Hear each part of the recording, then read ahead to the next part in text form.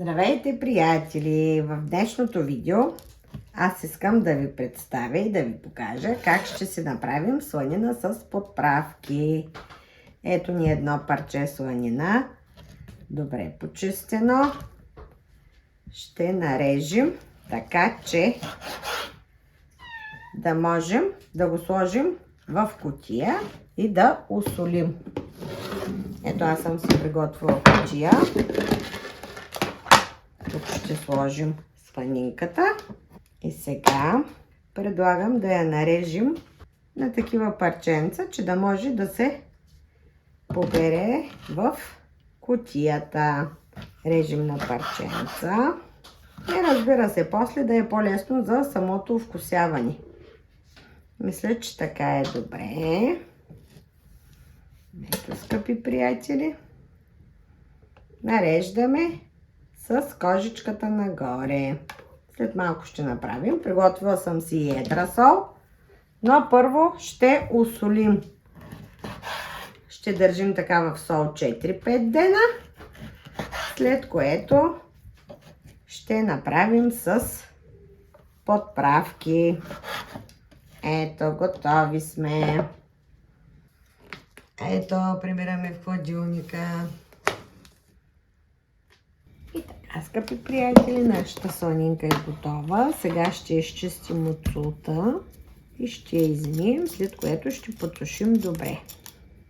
Готова, осолена. И така с всичките парченца.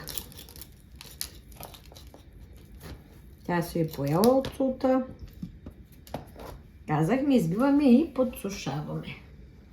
Сега ще подсушим добре, за да може да сложим подправчиците. Готови сме. Слагаме настрани. И сега ето нашите подправки, които ще са ни необходими: лук, чесън, един стрък праш, червен пипер, черен пипер, кимон. Хайде да пристъпваме към нарязването на лука и праза.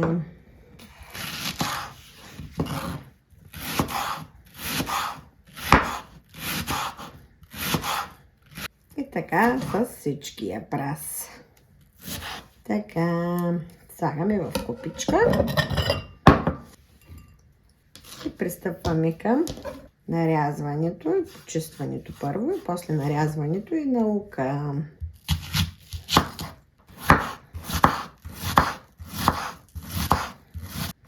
Също слагаме в купичка. Така. Сега е време да пристъпим и към почистването на чесъна. След като нарязахме лука, също дърпаме настрани. 7-8 скелетки чесън. Така, ето че чесъна ни е готов и него ще нарежем наситно. Готови сме, него слагаме в купичка.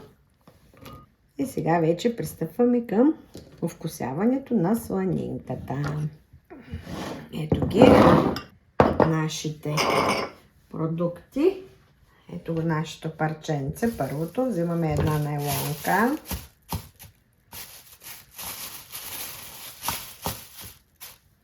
При което слагаме отдолу праз. Като канапе.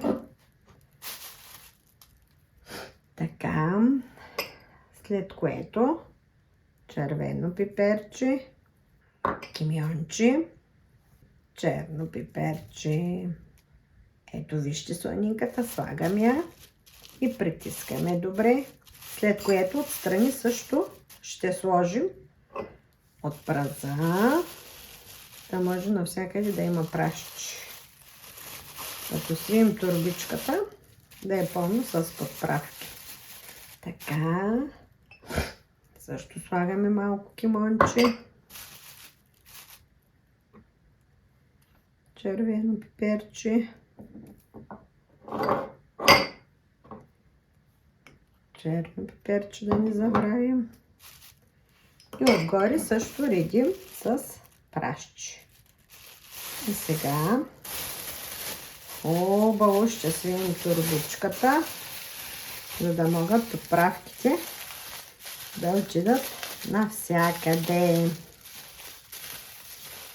Ето виждате колко добре се овкуси парчето сланинка. Наливаме добре, натягаме и връзваме. Ако се притеснявате, може да го вържете и с конче. И ето, имаме едно добре направено късче сланинка с подправки. Пристъпваме към второто парченце. Него ще направим с прас, лук и подправки. Ето пак се слагаме прасче. Казахме и с лук.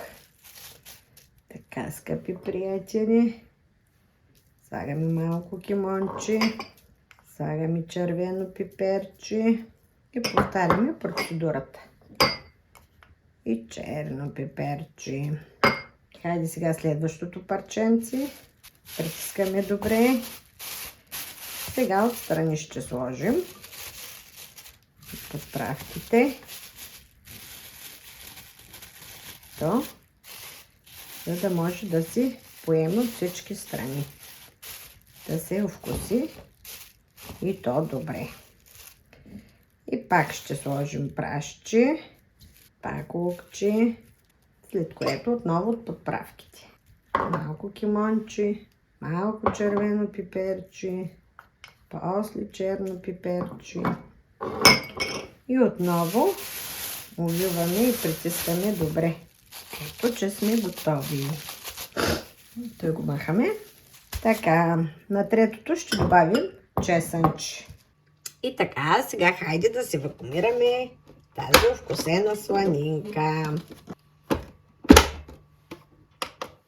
Ето запечатахме от единия край. Слагаме в опаковката, след което ще вакуумираме.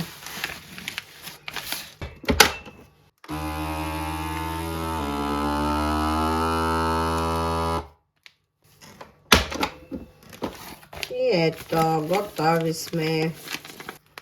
Така вакуумираните парченца прибираме в хладилника за 2 седмици, след което ще проверим резултата. Ето, скъпи приятели, готови сме.